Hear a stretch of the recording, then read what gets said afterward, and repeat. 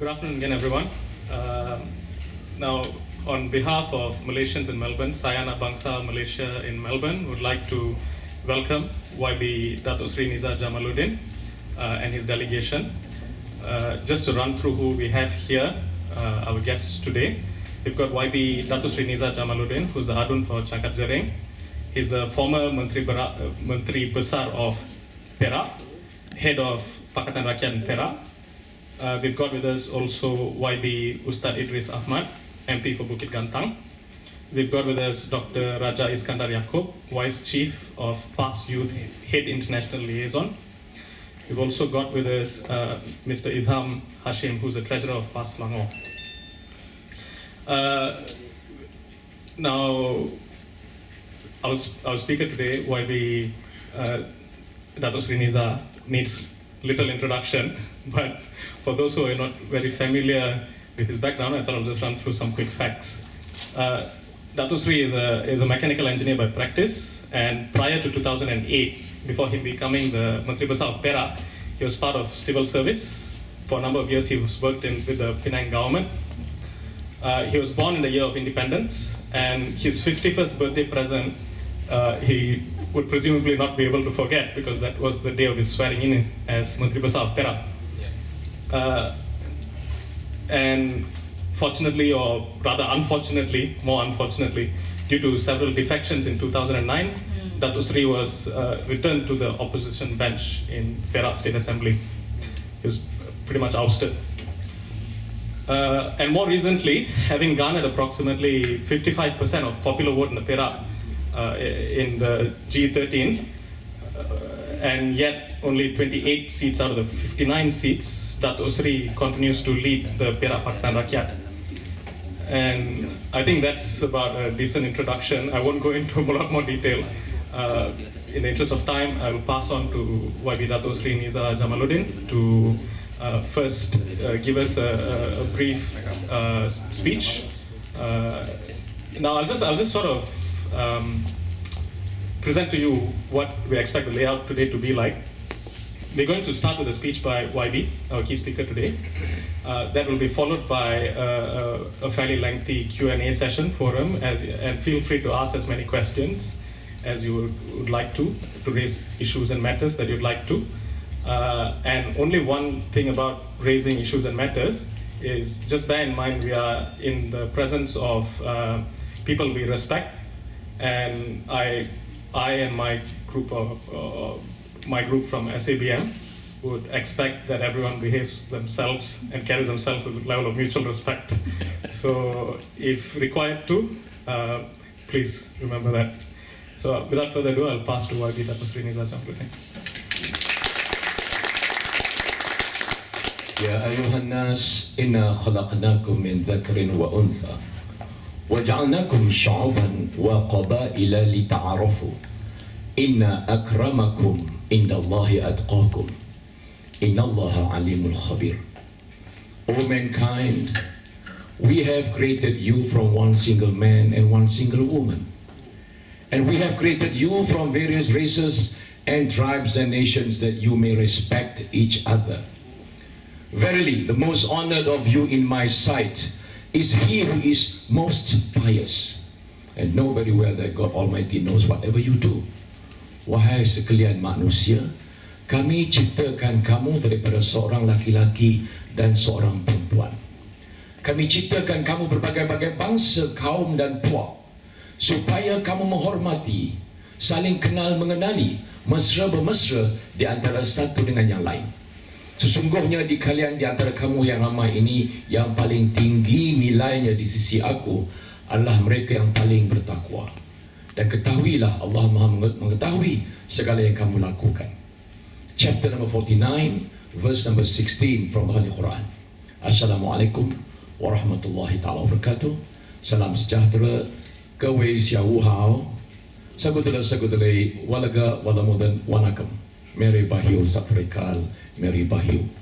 Alhamdulillah, wa syukrulillah, wa salatu salam ala Rasulillah sallallahu alaihi wasallam.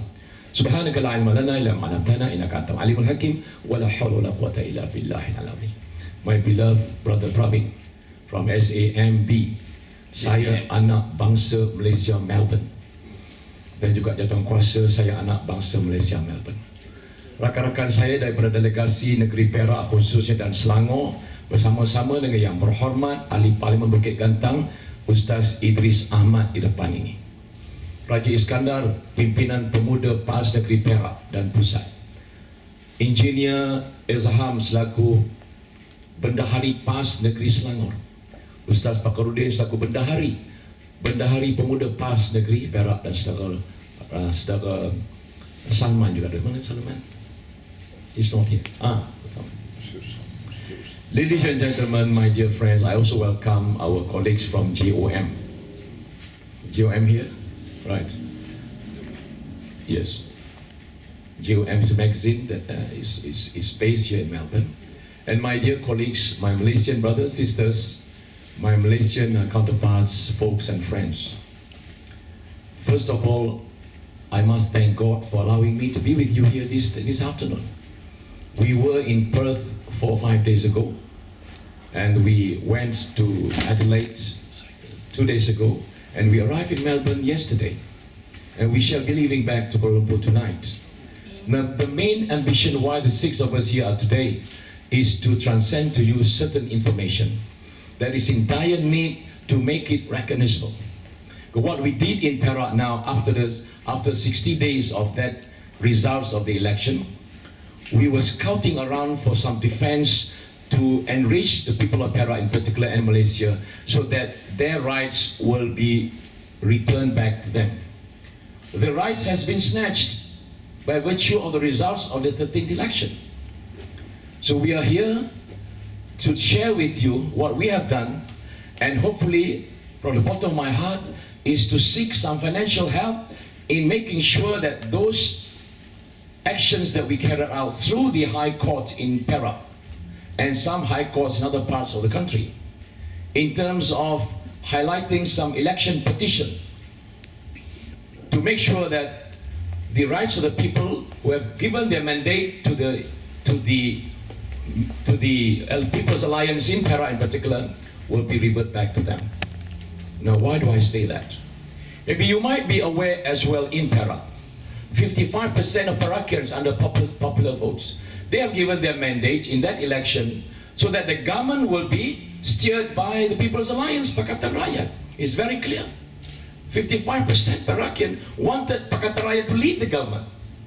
And they only gave their support to Barisan Nasional at a figure of only 44%. They were in the minority. But because of the first past the post system, so they acquired 31 seats, and we only acquired 28 seats. So they only led a majority of 2 seats only. Now we have analyzed all the constituencies that we contested. We divided 59 seats in Perak, 18 contended by the AP. They delivered all of them tremendously. They delivered all of them. We won under 18 seats contested by the AP throughout the state. We gave PAS 22 seats to contest. They only delivered 5 out of that 22. We gave them 19 to Keadilan. They only delivered 5. So all in all, we have 28. But we analyzed the results after it has been gazetted, that out of that 16 or 17 seats that we contested in PAS, there were 6 seats, state seats that we lost marginally. That BN won by a simple majority of less than 100. Those seat number 1 was in Lubuk Merbau in the Parliament of Pararangas. They only won by 53 seats. 53 votes, sorry. And then they won 132 votes in the state seat of Manjui, which is just in the outskirts of Ipoh. Way back in Pasir Panjang, where I contested there before, that particular candidate lost 304 votes. She lost 304 votes. There was a state seat in Bagan Datuk, Korungkop. He lost there 240 over votes. And likewise, another state seat way up here in Larut, it's called Selama. They lost almost 400 votes. And last but not least, Manong in Kuala Kangsar, he lost almost 300 votes.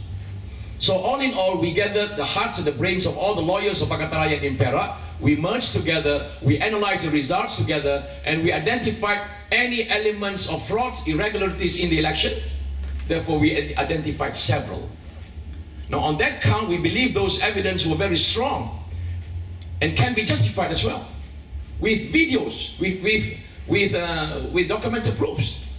Therefore, the joint effort, and we launched the first election petition, the whole of Perak. Initially, there were only 6 petitions regarding 6 of that state seats that I just mentioned to you. Then our lawyers discovered new elements, new facts of the case. We doubled our case against the Election Commission for Lubuk Merbau and Pasir Panjang. So 2 of those state seats, we actually had 2 submissions in parallel. Initially there were 6, but we discovered new forces, we discovered new facts, therefore we resubmit another fresh one, making it total of 8. Now, I am only requesting from you, from the bottom of your heart, to make prayers.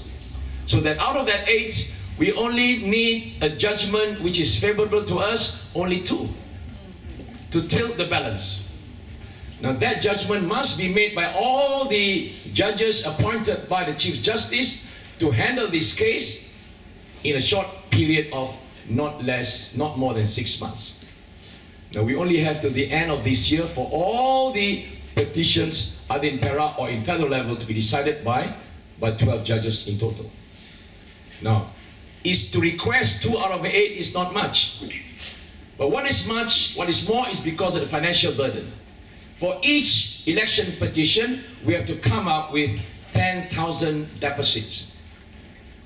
And that does not include all other costs, all other litigation costs as well. So I am telling you direct from my heart that we need you to share and offer your assistance to us, primarily to give back the rights of the people of Perak. And in so doing, we could trigger an after effects of it until Putrajaya. Because there are several states where they won marginally.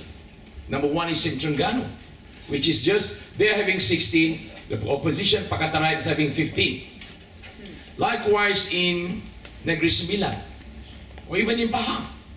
So which means that if we are able to trigger an effect in Perak by virtue of the election petition, that we can have a favorable decision on us to have only 2, then I believe the other states which they won marginally will also follow suit. Because they are taking some election petitions in their respective states as well. Pakatan Rakyat, in its solid form from central level, they are taking election petition for the parliamentary seats. Now, if what happens in Perak can actually create that ripple effect, it will go to Terengganu, to Kedah, Negeri Sembilan, even to Melaka. And also Sabah Sarawak. Now this is where I'm appealing to you, to our brothers and sisters here in Melbourne, that this is only your way of help to us, and it means so much to us because it will actually take us to Putrajaya.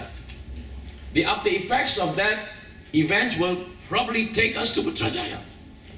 So that's the reason why we came here, to tell you that those are the actions that we're taking, and that's the only allowable action now under our federal constitution, allowed under the democratic principle, that if you do not agree with the decision and you can identify the frauds and the irregularities, that you can always take it up by submitting your election petition. And that's exactly what we're doing now.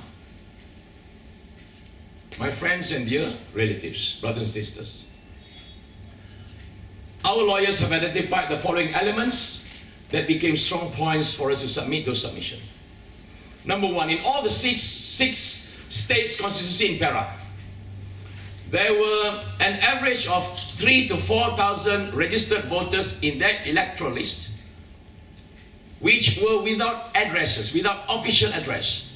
Now can you imagine, for a single moment, a registered voter who is identified as a person who is resident in that particular location where he or she is voting, he or she hasn't got an address, which is a violation of 119 of our federal constitution. that an official voter must be a resident in his locality, and an average of 3,000-4,000 per state seat were without addresses. Now our lawyers are going to harp on those issues. Second element, in one seat, Pasir Panjang, where I contested, I enjoyed 4,900 majority in 2008. I wasn't well known then. Nobody knew me, not even in PAS.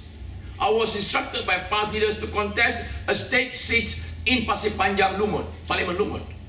I do not come from that area, neither do I speak their dialects. But because I was forced to go there, and I contested and I won with that situation. Big majority of 4,009. Now, when they did a lot of gerrymandering in that area, so I decided at the very last moment to shift to Cakacuri. That was my plan B, and I instituted my plan B. Had I not instituted that plan B, I would have been wasted as well in Pasir Panjang. They have actually knocked me out in no time. The reason why? Because they brought in 2,000 of hardcore UMNO voters from next door Kampung Gajah into Pasir Panjang, which is just our neighbor. 2,000 new hardcore UMNO voters transferred to my area. And they have taken 1,000 of my hardcore PAS voters from my constituency, transferred them to Sitiawan, which is our next door neighbor on the southern region, where Datuk Kuham, the chairman of the AP Perak, contested. In the last election, Datuk Kuham won a majority by 12,000. So they wouldn't mind dumping in another 1,000 for him, losing 1,000 votes on my side. And the result proven true because our candidate in that particular location was the PAS leader for Lumut, Puan Rohawati. She is a computer scientist. She lives and resides there. She was more or less known by everyone. She has a company that operates hardware and software of all computer accessories. And she lost by a simple majority of 300 votes, 304. What does that entail? That entails that during my time when I contested on an unknown basis, there were no plans of giving hard cash in terms of Brim 1, Brim 2 to the voters. But this time around in 2013, they actually delivered hard cash to almost 95% of Malaysians who had a take-home pay of less than 3,000 per month. 3,000 per month, they're eligible for 500 hard cash Brim, they call it. Now, after delivering that Brim 1 of 500 ringgit value per Brim, they then carried on another process of Brim 2, another 500. Now, those were delivered in the midst of the 2 weeks campaign period. They actually delivered 500 ringgit. And 2 days before voting day, before polling day, they promised another Brim 3, which will be delivered if we win and take over the Putrajaya. Then we will give Brim 3 with an added value of 1,200, which is not delivered till now. Now, what is your take on that one? Isn't that pure bribery? In any democratic standards, in any Westminster standards, in all Commonwealth nations, that is blatant bribery, my dear brothers and sisters. And we took shots of that. So I'm saying that our lawyers believe from the precedents that happen in many Commonwealth courts on election petition, those are strong points that we believe that have stirred and changed the decision of the election. Giving the example that I wasn't known, but I acquired 4,900 majority. And she's known there, she lost 304. The only reason, because during my time, there wasn't any Brim. And during her time, there was double Brim and another promise of a third Brim with an increased quantum of 1,200. Now, those were second salient point. Third salient point, we also discovered. Now, you know this project I see in Sabah, where the Filipinos from Sulu were given 800,000 of them were given free ICs in no time. Under the project headed by Dr. Mahathir and 2 Perakians, one of them already passed away, by the name of Megat Junid and Tan Sri Aziz Samsudin. They headed that team to issue 800,000 fresh IC, fresh national registration ICs to 800,000 Filipinos residing on the islands of Sulu, becoming Sabahan or Malaysian citizens. Now, a spillover of 74 numbers of them were detected voting in Pasir Panjang. There was a spillover. 74 we identified because their ICs had the middle number, the code was 21, which indicates they were Sabahan. When we checked their addresses, it's non-existing. When we checked their names, it did not portray Sabahan at all. Because Sabahan had got some indication, signature that you can tell they might be Sabahan or they might be Sarawakians. But in this particular 74 of them confirmed they had official ICs that they voted, but their names were peculiar and nothing to do with Sabahan. So we launched that as an element of facts that we discover Semenanjung from Sabah were also found voting in Pasir Panjang. Fourthly, at the point of taking these voters from remote villages into the voting station in the town areas, they provide transport, bien. And in that transport, they took probably 4 or 5 voters, and they asked these voters to swear by the Quran in the car. And it was videoed. And in that process of taking oath by the Quran that they shall vote for BN, they were given 300 to 200 ringgit in return. Hard cash given to them in the car while they were taken to the polling booth and asked them to swear by the Quran that I will vote for BN by giving another 300 cash. That was video recorded. And we took that as an evidence to the court. In Selangor, we discovered 10, I think maybe 10 or slightly less than 10. We discovered 10 voters who had passed away on average of 6 to 7 years ago.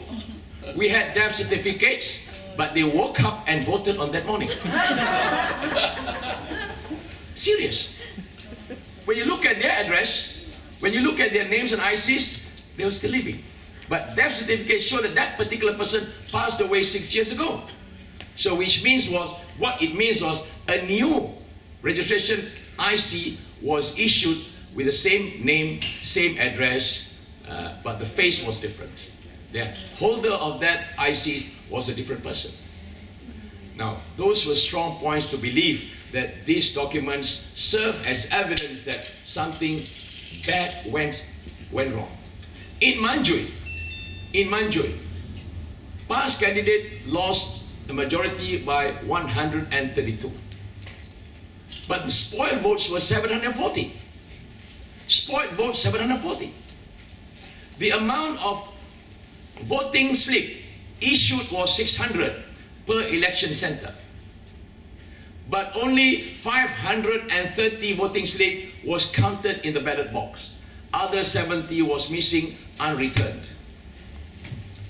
And this was a gazetted figure.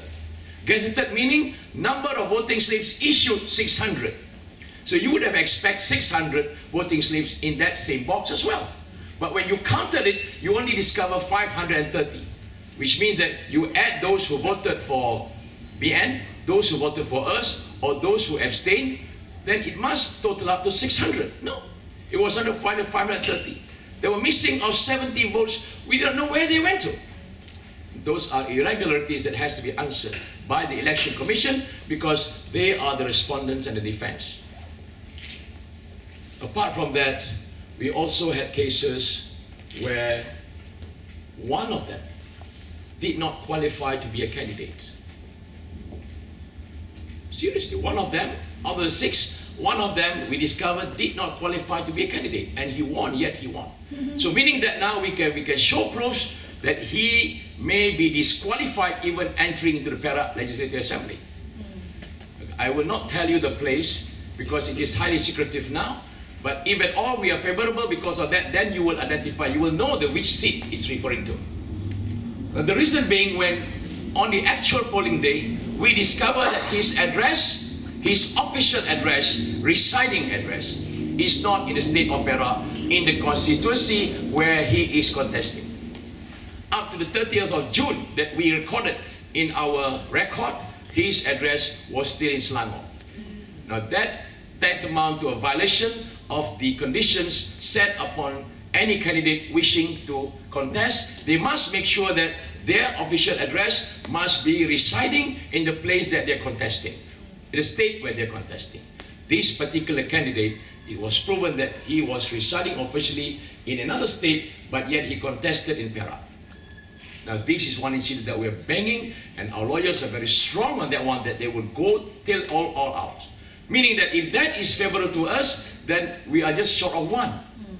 My dear friends, your ringgit, your dollars and cents will bring victory and the rights of people of Perak back until Putrajaya. It means so much to us and so much to the people with your help from Melbourne, Perth and Adelaide. And I must thank all of them. When I actually mentioned the same story, they were very sympathetic to our cause because they knew that we were cheated. Woman pay SPR cheap yet. You understand that? We were cheated by SPR. We worked so hard for the last 5 years immediately after the 12th election. Non-stop. I tell you, DAP leaders, PAS leaders, and Pakatan leaders, including the NGOs, you name them, Bersih, you name them, the ABUs, they were working non-stop 5 years. But all these efforts were being poured into the drain in just 24 hours or slightly more, 48 hours, just before polling day. By virtue of that hard cash being thrown all over the place. In Sabah, it was discovered as if cash was showered in Sabah. Can you imagine that? Cash was showered in Sabah. They were actually really, starved with cash. So all in all, what we are saying is that effort of 5 years was actually lost by just some tricks and some frauds employed by them just 2 days before polling booth. Now that is grossly unjust and unfair. The playing field wasn't level. We were in that position, we purchased big trailers going all over the country. We purchased double-deckers to move our workers and move our leaders from town to town, just for campaigning, 5 years campaigning. Whereas BN only depended on their fully controlled media to access the information to the people. We have to work like a dog, and they just stayed at home. None of their leaders actually campaigned like the Pakatan leaders. Virtually non-stop, sleepless nights, hair losing experience, hair whitening experience as well. But we believe that is the only cause of action to save our beloved nation. My dear brothers, sisters, I was put to lead the Perak government for 11 months after the 12th election. Let me just briefly tell you the story what I did. DAP discovered out of the 18 candidates, none of them were eligible. Therefore, they say we rest all the case to PAS and to Keadilan. Keadilan looked at the list of candidates, 6 of them, they were saying none of us were eligible as well, in all aspects. So we leave the whole case to PAS, leaving only 6 PAS assemblymen in 2008. We have to choose among the 6 who will lead the state. The commissioner of PAS told me, Nizar, you become the chief minister. That event took about 1 o'clock in the morning. Say, Nizar, you hate and become chief minister. I told him, Ustaz, nowhere near I can be and hold that position. I am a mechanical engineer by profession. I have signed a lot of agreements, a lot of construction agreements that I will be committed to it. There's no way that I can leave all those and start leading a state. And then went to the next person.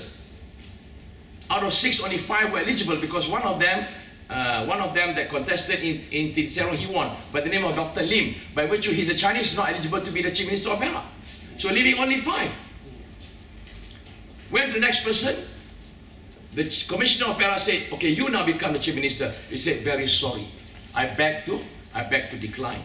Because I can't speak a word of English. How can I lead a state?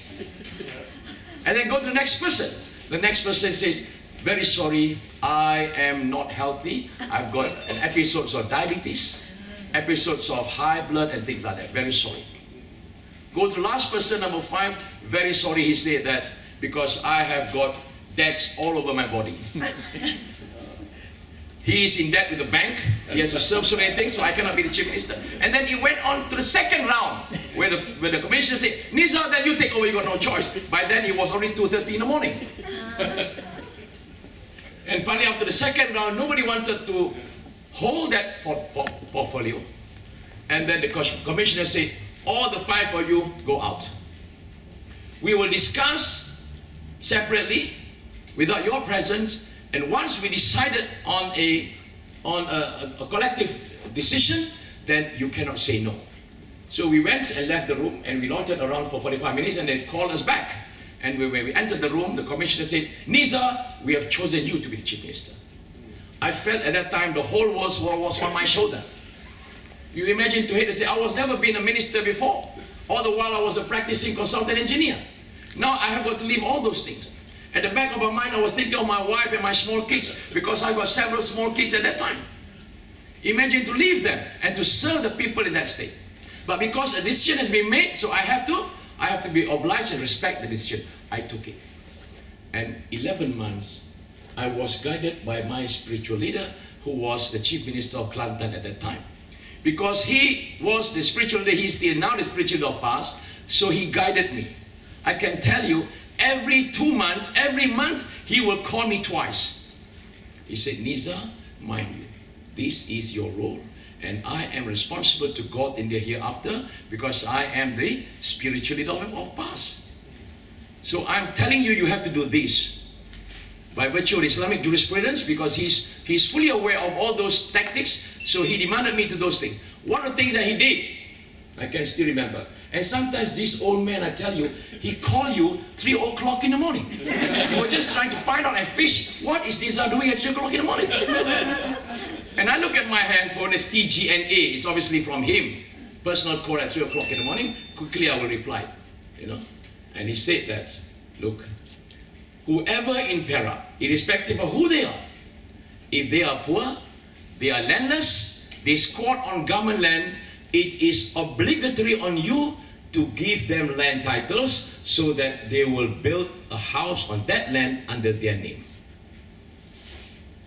Can you imagine? Instruction from him. This is the Islamic stand. As an Islamic party, you are the head in Perak, and I'm the spiritual leader. Make sure that any Perakians who are landless, squatting government land, obligatory on you to give them land titles so that they will build a home that they will call a home in Perak. I tell you, the Malay communities, they've been living on government land for 40 years, amounting to 112,000 families without land titles. 40 years.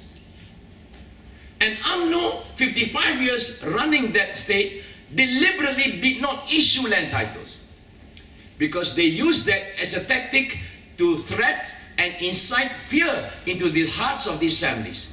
If you dare change a government, we will withdraw and we will force you out of that land, because that's state land. They use that as a factor to wrangle their arms.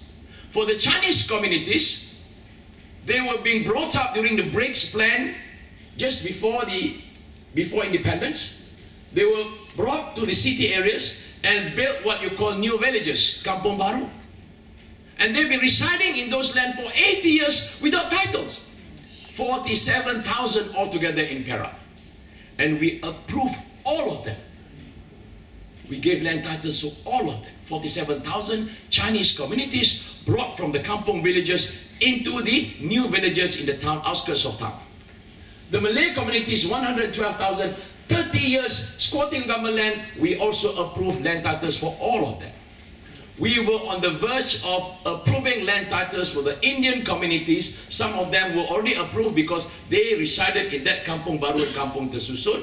But many of them were still living in plantation lands, which belongs to the plantation company, including Orang Asli, the Aborigines.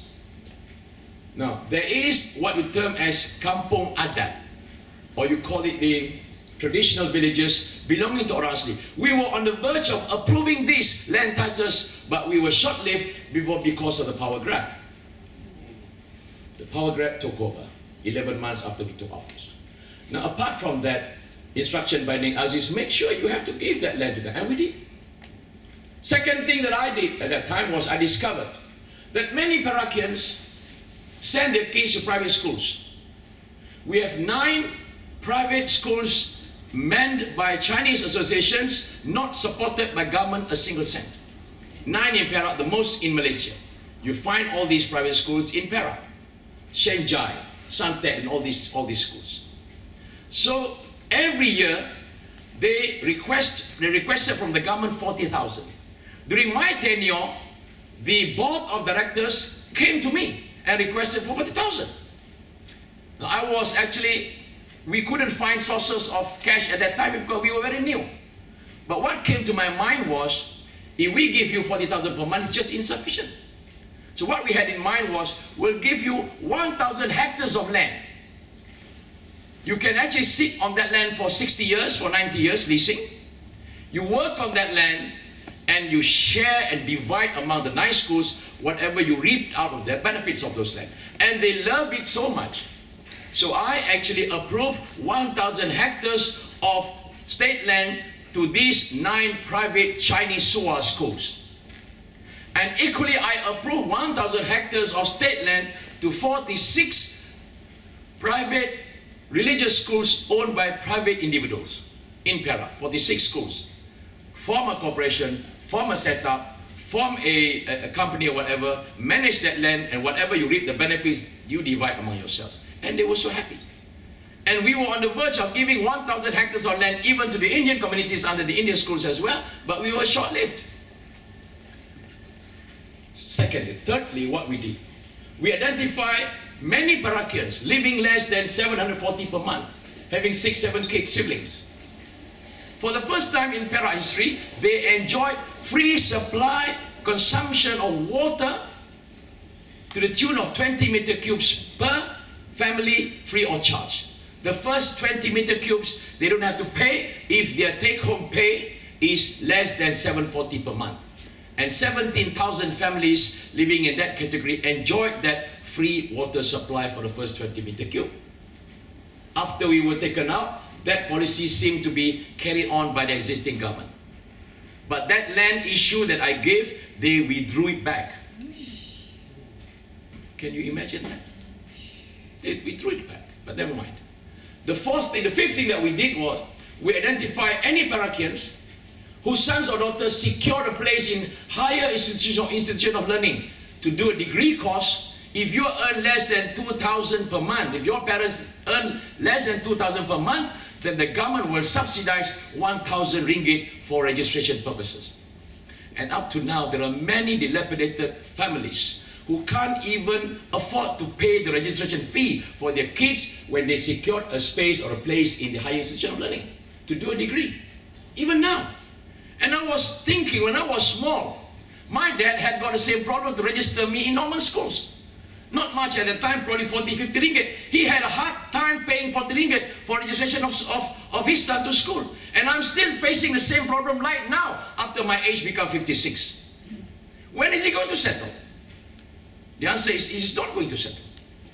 We're going to let it go for like that.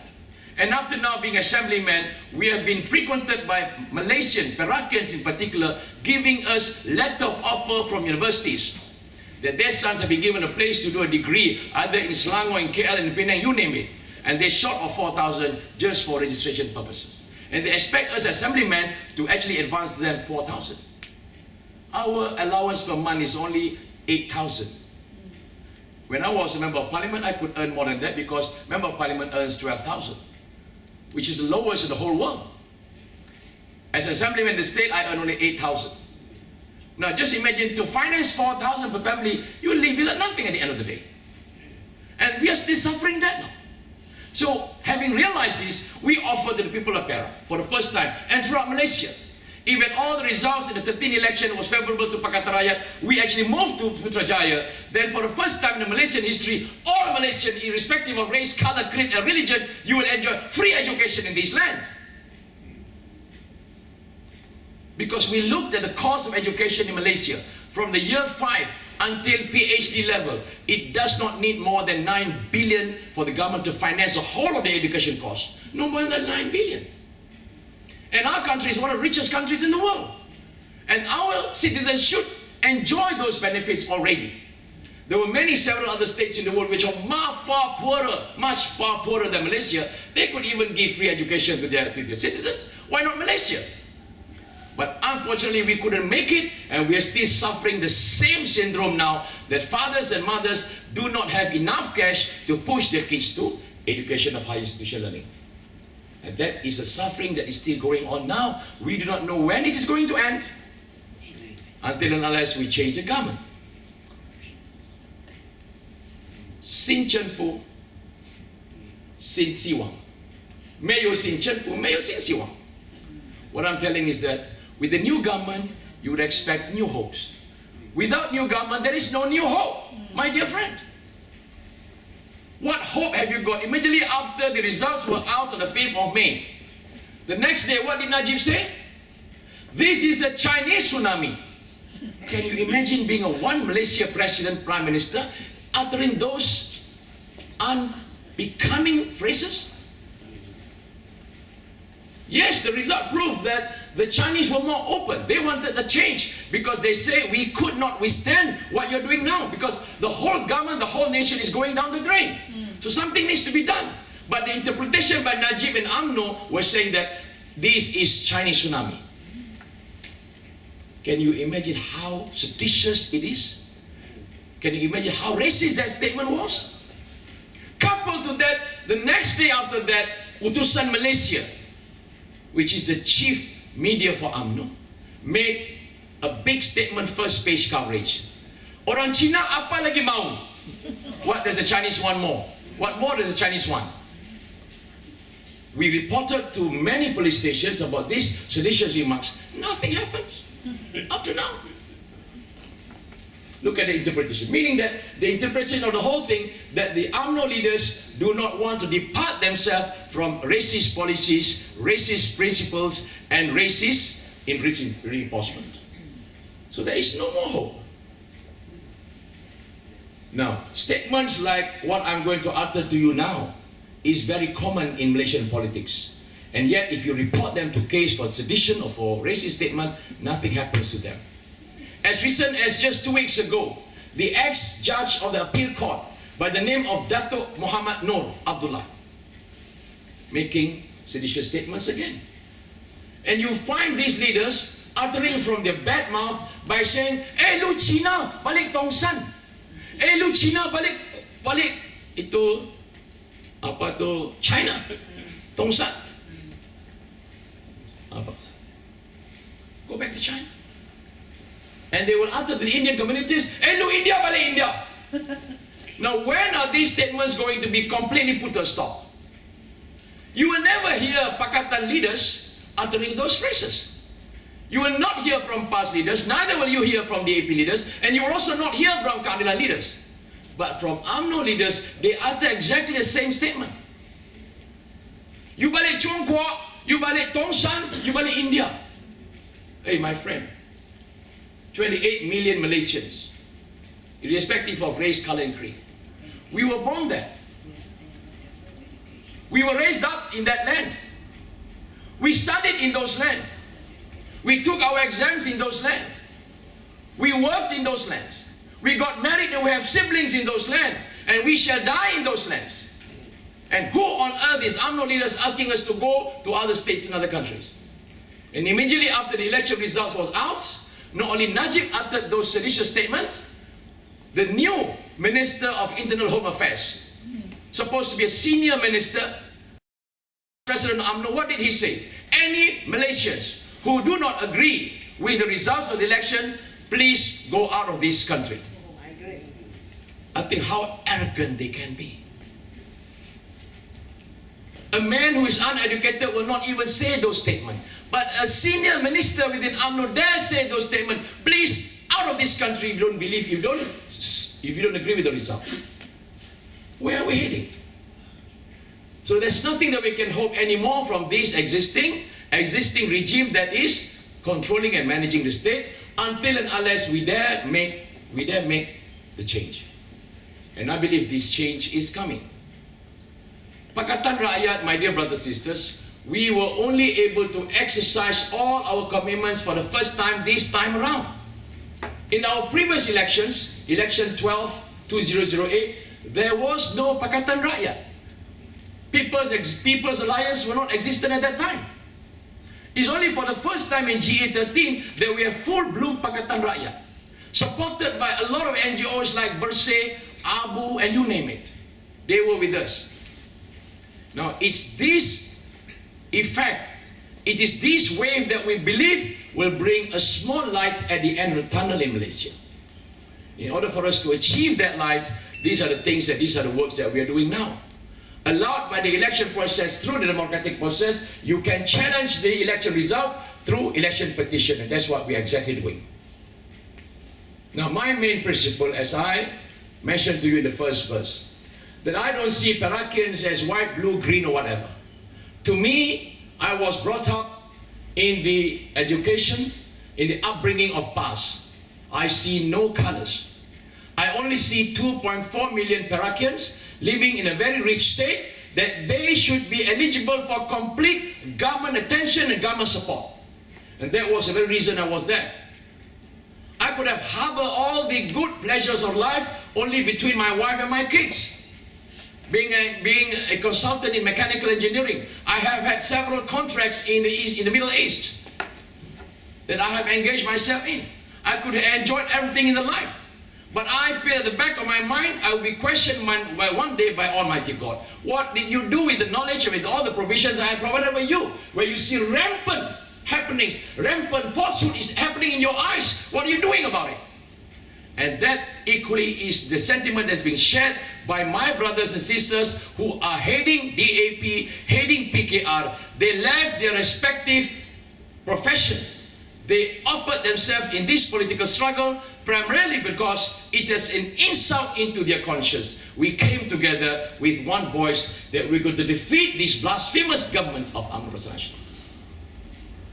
And we put ourselves in it. And mind you, when you enter into this political struggle to outdo them, because you know very well injustices is created rampantly in your very eyes, you got to really rip off everything out of your life. Our times, our families are completely curtailed. We left our house probably about 3 o'clock in the morning, only coming back 2 o'clock in the morning every day, hardly have any sleep, and yet we are going to pay our cash as well. So we become really poor by being assemblymen entering into politics. It makes no sense if we are believing that way. But because we cannot tolerate all those injustices happening in our eyes. Can you imagine the CEO of SABMOz, who is heading the water concession in Selangor? His take-home pay is 445,000 ringgit per month. As opposed to a kampung guy who is only having 5 kids, less than 500 ringgit per month. What type of society are you talking about this? Can you tolerate that? 65% of underprivileged citizens in Malaysia comprise people who are earning less than 1,500 ringgit per month, comprise of Malay communities. This is where DAP, having a lot of corporate figures, realize that something needs to be done. We have to work with PAS, we have to work with Keadilan. Because we couldn't tolerate those anymore. Rosmah and Najib, on the very day of independence 2 years ago, could just set jet and come, and they came to Adelaide just for fun, costing taxpayers' money 8 million.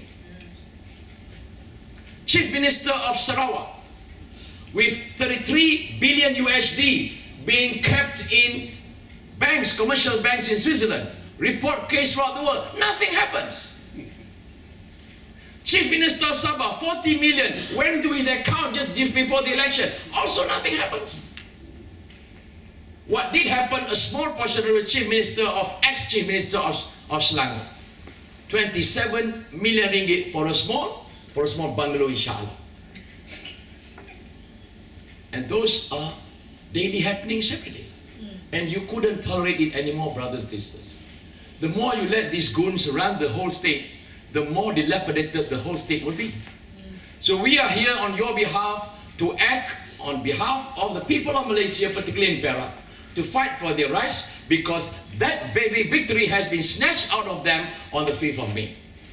So I certainly believe strongly in my heart that out of the 8 petitions, we shall be able to be favorable on our part, at least 2. Now, if that thing happens, then BN in Perak will collapse again, hardly less than 11 months, because they grabbed the power in 11 months. Because Najib came to Penang, Najib came to Ipoh, and snatched the whole government. Manhandling our speakers.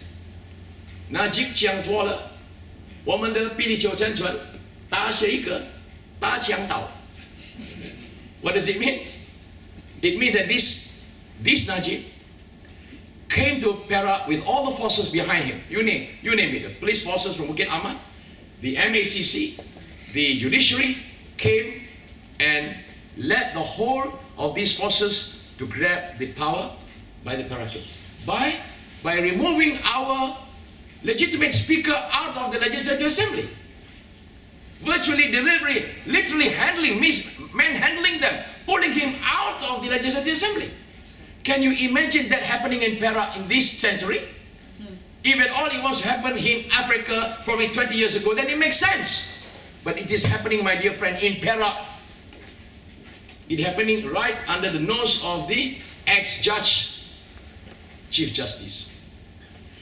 So it is here I'm coming to you again with my friends, that we shall be going back to Kuala Lumpur tonight, hoping that the 60,000, the 80,000 that we have advanced by borrowings in Perak, from Pakatan Rakyat, Padi, PKR, whatever we can borrow, because we have to submit those petitions in just 1 month.